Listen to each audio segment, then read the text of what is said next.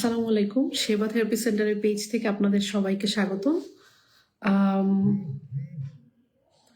আমরা আজকে লাইভে চলে এসেছি। আপনারা যারা যারা লাইভটা দেখছেন একটু শেয়ার করে দিবেন। আমরা আজকে লাইভে এডিএইচডি বা attention deficit hyper active disorder নিয়ে একটু কথা বলবো।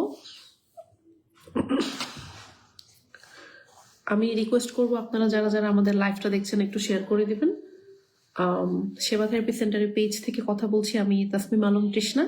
আমি একজন কোয়ালিফাইড বিহেভিয়ার অ্যানালিস্ট, আমি একজন ইন্টারন্যাশনাল বিহেভিয়ার অ্যানালিস্ট এবং এখন বর্তমানে সেবা থেরাপি সেন্টারে এবিএ থেরাপি ট্রেনার এবং এবিএ থেরাপি সুপারভাইজার হিসেবে কাজ করছি। আমাদের আজকের লাইভের টপিক হলো এডিএইচডি কি, এডিএইচডি কয় ধরনের এবং এটার একটু উদাহরণ দিয়ে বুঝাবো যে সিমটমসগুলো আসলে আমাদের অভিভাবকদের চোখে এটা দেখতে কিরকম এবং এটার বিহেভিয়ার ম্যানেজমেন্টগুলো আমরা কিভাবে করতে পারি সেটা নিয়ে ছোট ছোট কিছু টিপস দেওয়ার চেষ্টা করব। আমাদের সেবা থেরাপি সেন্টারের পেজ থেকে মূলত আমরা অনেক রকম ভিডিও করার চেষ্টা করি যাতে যারা অভিভাবক আছেন তারা বাসায় বসে মূলত একটু প্র্যাকটিস করতে পারেন, কারণ এবিএ থেরাপি কিন্তু বাংলাদেশে সব জায়গায় যে খুব অ্যাভেলেবেল এরকম না। তো বাসায় যারা প্র্যাকটিস করছেন তারা কিভাবে মূলত এটা দিয়ে উপকার পেতে পারেন সেটার জন্য আমাদের আজকে লাইভে আসা। আমাদের আরো কিছু লাইভ থাকবে আছে, আপনারা যদি পুরোনো ভিডিওগুলো দেখেন তাহলে দেখতে পারবেন। তো লাইভটা শুরু করার আগে আমি রিকোয়েস্ট করব যে আপনারা আসলে যারা লাইভটা দেখছেন আমাদের কথা ঠিক মতো শুনতে পারছেন কিনা একটু শেয়ার করে দেওয়ার জন্য। আপনি কি একজন প্যারেন্টস বা আপনি কি একজন প্রফেশনাল বা আপনি কি হিসেবে আমাদের লাইভটা দেখছেন একটু শেয়ার করে দিবেন কমেন্টের মাধ্যমে। এবং যারা প্যারেন্টস আছেন আমি রিকোয়েস্ট করবো অবশ্যই আমাদের লাইভটা শেষ পর্যন্ত দেখবেন, কারণ আমরা আজকে লাইভে বেশ ডিটেলসে আলোচনা করার চেষ্টা করব। তো প্রথমত আমরা লাইভটা শুরু করার আগে যেটা বলতে চাচ্ছি সেটা হচ্ছে আমরা সেবা থেরাপি সেন্টার মূলত আমাদের মিরপুর 2 নম্বরে অবস্থিত। আমরা এখানে এবিএ থেরাপি দিয়ে থাকি, যেখানে মূলত একজন থেরাপিস্ট এবং একজন বাচ্চা মিলে আমরা এখানে থেরাপিটা দিয়ে থাকি বাচ্চাদের। এবং আমাদের এখানে এবি বেসড প্রি স্কুল আছে, যেখানে একজন থেরাপিস্ট এবং 3 জন বাচ্চা মিলে আমরা মূলত এখানে বিহেভিয়ারাল ইন্টারভেনশন গ্রুপে যেটা হয় সেটা দিয়ে থাকি। এবং আমাদের এখানে ইন্টারন্যাশনাল ট্রেনিং গুলো যেটা আছে সেটা হচ্ছে কাবা বোর্ড এবং ইন্টারন্যাশনাল বিহেভিয়ার অ্যানালিস্ট অর্গানাইজেশন বা আইবিও বোর্ড দ্বারা অ্যাপ্রুভ যে ট্রেনিং গুলো আছে সেগুলো আমরা করিয়ে থাকি। তো প্রথমেই আমরা আজকে বলবো যে এডিএইচডিটা আসলে কি।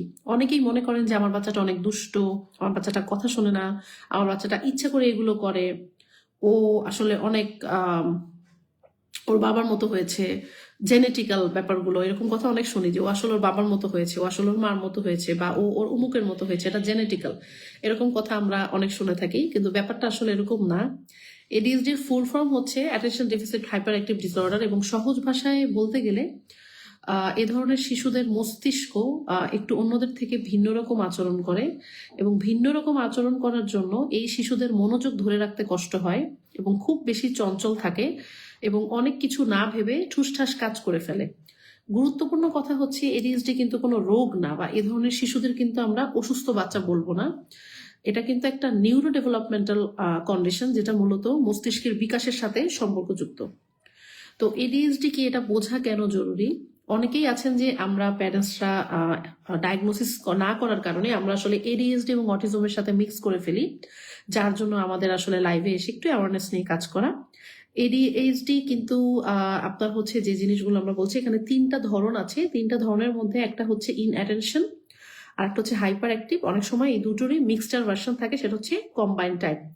তো ইনঅ্যাটেন্টিভ যে টাইপটা আছে সেটার মধ্যে মনোযোগের যে ব্যাপারগুলো থাকে সেটা নিয়ে আমরা একটু কথা বলছি। মনে করেন ক্লাসে বসে আছে, শিক্ষক কথা বলছে কিন্তু বাচ্চাটা কোথাও না কোথাও হারিয়ে গেছে বা স্পেস আউট হয়ে গেছে।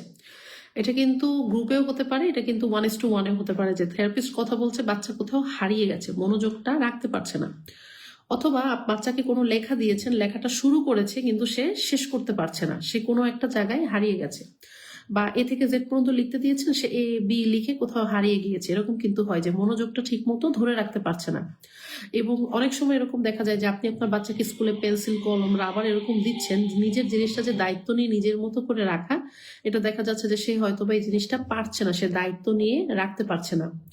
এবং মনোযোগ না থাকার কারণে নাম ধরে ডাকলেও কিন্তু দেখা যাচ্ছে যে সাড়া দিচ্ছে না। এবং অনেক সময় ছোট ছোট কাজেও অনেক বেশি সময় নিয়ে ফেলছে, কারণ হচ্ছে তার মনোযোগটাই তো ঠিক মতো থাকছে না কিভাবে সে ঠিক মতো কাজটা আসলে ফিনিশ করবে। এবং অনেক সময় অনেক আমরা যেটাকে বলি ইচ্ছাকৃত ভুল, যে ইচ্ছা করে এরকম করে, ব্যাপারটা কিন্তু এরকম না, ইচ্ছাকৃত ভুল না। ব্যাপারটা হচ্ছে যে মনোযোগটা যে ধরে রাখতে হবে সেই জায়গায় আসলে ওরা ডিফিকাল্টি ফেস করছে, যার জন্য এই ধরনের সমস্যা দেখা দেয়। এবং অনেক সময় আমরা এটা বলে থাকি ও অনেক অলস, ও অনেক লেজি, ওর একদম মনোযোগ নাই, ও অনেক দুষ্ট, ইচ্ছা করে এরকম করে। ব্যাপারটা কিন্তু এরকম না, এটা হচ্ছে বা ওরকমও বলে যে একটু চেষ্টা করলেই পারবে, ও একটু মনোযোগ দিলেই পারবে, বা ও বড় হলে ঠিক হয়ে যাবে। বাট ব্যাপারটা এরকম না, ব্যাপারটা কিন্তু ইন অ্যাটেনশন যেটা আছে এডিএইচডি সেই টাইপের জন্য হয়ে থাকে। তো আমরা একটু আমাদের থেরাপি সেটিং এই জিনিসগুলো হলে আমরা কিভাবে কাজ করতে পারি সেটা নিয়ে একটু কথা বলি।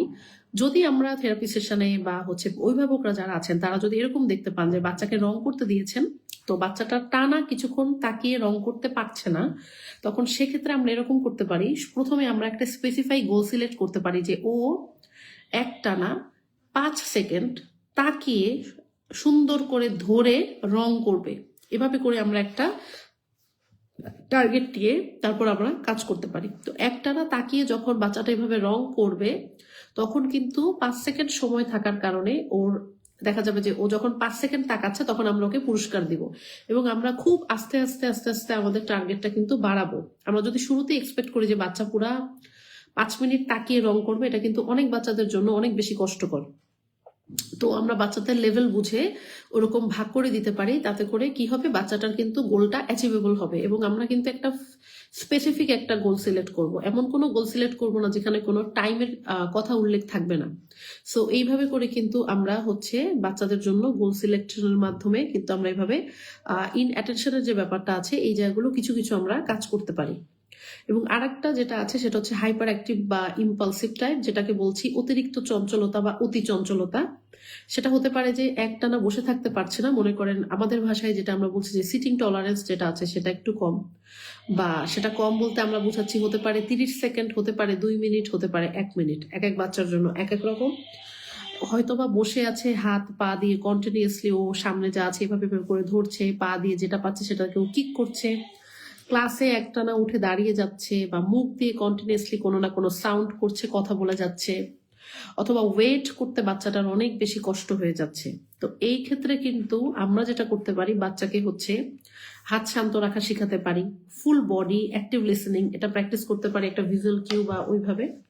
অনেক সময় হয় কি, আমরা বাচ্চাকে অনেক বেশি মুখে ইনস্ট্রাকশন বেশি দিই, আমরা মনে করি যে বাচ্চা তো কথা বলতে পারে, তাহলে ওকে মুখে ইনস্ট্রাকশন দেই, ওর জন্য এটা সুবিধা হবে। কিন্তু আমরা যদি মুখে বারবার কথা বলি তখন কিন্তু বাচ্চাটার জন্য অনেক সময় এটা ফলো করাটা খুব কষ্টসাধ্য হয়ে যায়। আমরা যদি হচ্ছে একটু ভিজুয়ালি দেখাই, তখন কিন্তু ভিজুয়ালি দেখালে বাচ্চা যেটা হবে যে ওর জন্য দেখে, আমি মুখে কোনো কথা বলবো না, আমি জাস্ট ভিজুয়াল কার্ডটা ধরবো, দেখে যখন ও ফলো করবে এখানে কিন্তু একটা ডিস্ট্রাকশন হওয়ার সম্ভাবনা কিন্তু কম থাকে। অনেক সময় কিন্তু হয় যে এই ধরনের বাচ্চাদের ক্ষেত্রে দেখা যায় যে অনেক বেশি ডিস্ট্রাক্টেড হয়ে যায়। তো আমাদের এনভায়রনমেন্টটাও কিন্তু এরকম রাখতে হবে যে ডিস্ট্রাকশন কম, এরকম কোনো জায়গায় কিন্তু আমাদের কাজগুলো করাতে হবে বাচ্চাদের সাথে যখন আমরা কাজগুলো করাবো। সো এবং আমরা সিটিং টলারেন্সের কাজটা কি কিভাবে করাবো, সেম আমরা কিন্তু প্রথমে বাচ্চাকে মনে করেন একটা বাচ্চা 30 সেকেন্ড বসতে পারে, আমরা যদি এখন টার্গেট নেই তখন কিন্তু এভাবে করবো যে আমরা ওকে প্রথমে 35 সেকেন্ড বসাবো বা 40 সেকেন্ড বসাবো। সেটা ফ্লোরে হতে পারে, সেটা চেয়ার টেবিলে হতে পারে, কোনো খেলনা দিয়ে বসাবো প্রথমে, তারপর আস্তে আস্তে আস্তে করে আমরা ডাটা নিব এবং টাইমটা কিন্তু স্লোলি বাড়াবো। সো এইভাবে করে কিন্তু আমরা অতিরিক্ত চঞ্চলতা, যেটা ওয়েটিং স্কিল এবং সিটিং টলারেন্স বাড়ানোর ক্ষেত্রে আমরা কাজ করতে পারি। নেক্সট যেটা হচ্ছে টাইপ 3 কম্বাইন টাইপ, যেটা এটা অনেক কমন, যে এখানে মূলত দুটো ক্রাইটেরিয়াই কিন্তু একসাথে একটা বাচ্চার মধ্যে দেখা যায়। এবং দেখেন, দুটো ক্রাইটেরিয়া যখন একটা বাচ্চার মধ্যে একবারে দেখা যায়, তখন কিন্তু দেখা যায় যে একটা বাচ্চা দেখা যায় ওয়েটও করতে পারছে না, বসতেও পারছে না, খুব তাড়াতাড়ি ডিস্ট্রাক্ট হয়ে যাচ্ছে, নিয়ম মেনে কিছু করতে পারছে না। এবং এই ক্ষেত্রে দেখা যায় বাচ্চাদের মুড সুইং বা হঠাৎ করে রেগে যাওয়া একটা বিহেভিয়ার ইস্যু তৈরি হতে পারে। তো পড়াশোনায় অনেক বেশি পিছিয়ে যাচ্ছে, অনেক বেশি সোশ্যালাইজেশনের ক্ষেত্রেও ইস্যু তৈরি হচ্ছে। তো আমরা যদি একটু বের করার চেষ্টা করি আমাদের বাচ্চাদের মধ্যে যে ওর আসলে কি ধরনের সমস্যা আছে, এবং আমরা কিন্তু একসাথে যদি চাই যে ওর সব সমস্যা একদিনে সলভ হয়ে যাবে, ব্যাপারটা কিন্তু এরকম না। থেরাপি কিন্তু একটা কন্টিনিউয়াস প্রসেস, আপনাকে মোটামুটি সবসময় ওর ম্যানেজমেন্টের জন্য আপনাকে বাসায় হোক যেভাবে হোক আপনাকে অলওয়েজ কাজ চালিয়ে কিন্তু বাচ্চাদের সাথে নিতে হবে। সো এইভাবে করে আমরা যত করব তত কিন্তু ভালো। এবং আরেকটা ইন্টারেস্টিং টপিক, অনেকে মনে করে যে এডিএইচডি মানেই হচ্ছে ওষুধ, ব্যাপারটা এরকম না। সব ক্ষেত্রে অনেক বাচ্চাদের জন্যই কিন্তু ABA based strategy, parents training এবং স্ট্রাকচারাল রুটিনের মাধ্যমে অনেকটাই আমরা বেটার ম্যানেজমেন্ট বাচ্চাদের জন্য দেখতে পাচ্ছি। তো ওভারঅল আমরা আজকে লাইভে যেটা আলোচনা করলাম যে এডিএসডি কি এবং এডিএসডির 3টা টাইপ এবং বিহেভিয়ার ক্ষেত্রে আমরা কিভাবে মোটামুটি ম্যানেজ করছি আমাদের বিহেভিয়ার গুলো, সেটা নিয়ে আমরা একটু আলোচনা করলাম। এবং আপনারা যদি আমাদের সেবা থেরাপি সেন্টারে স্কুল হতে পারে থেরাপির জন্য ইন্টারেস্টেড থাকেন, তারা দয়া করে 01300971 022 এই নাম্বারে যোগাযোগ করতে পারেন। আমি আবারও বলছি 01300971 022 এই নাম্বারে যোগাযোগ করতে পারেন। এছাড়াও আমাদের এবিএ থেরাপির ইন্টারন্যাশনাল ট্রেনিং এর সবগুলো লেভেলই এখানে করানো হয়। আপনারা যারা যারা ইন্টারেস্টেড আছেন তারাও দয়া করে 019652866153 এই নাম্বারে যোগাযোগ করতে পারেন। এবং আমরা রিকোয়েস্ট করবো আজকের লাইভটা যদি আপনাদের ভালো লাগে, আপনারা একটু দয়া করে অন্যান্য বাবা মা বা যারা প্রফেশনাল আছেন যারা দেখছেন যাদের যদি ভালো লাগে তারা শেয়ার করে দিবেন। আমাদের লাইভ আপনারা যদি শেয়ার করেন এবং যারা বাসায় বসে এবিএ থেরাপি প্র্যাকটিস করতে চাচ্ছেন তাহলে আসলে উপকৃত হবেন সবাই। এবং আমাদের পেজটা ফলো করে রাখুন, এবং যারা আমরা এই পেজটা রেকর্ড হয়ে গেলে ইউটিউবে দিব তারা আমাদের চ্যানেলটা সাবস্ক্রাইব করে রাখুন। এবং সবাইকে অনেক ধন্যবাদ, সবাই ভালো থাকবেন। আসসালামু আলাইকুম।